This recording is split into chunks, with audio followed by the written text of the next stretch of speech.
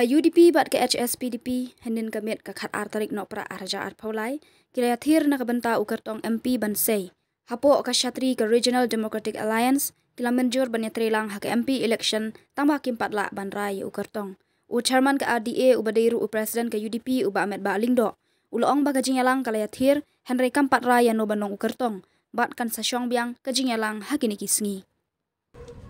We have started the initiation of the discussion with regards to the MP election and the MDC election, where we have decided that we will be together fighting the upcoming MP election due next year and the MDC election also.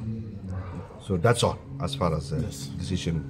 I think we will be sitting very shortly again, and we are trying to figure out the dates, but most members, they have asked for a day or two that they will not be. So very soon we will be sitting again, and we would like to close also as far as the candidate of the RDA.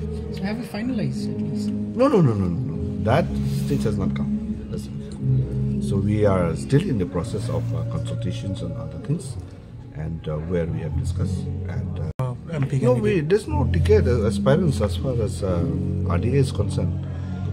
We just only through consultative meetings, consultations with each and every stakeholders, which we felt they are part and parcel of the decision making as far as the candidate. So there we are.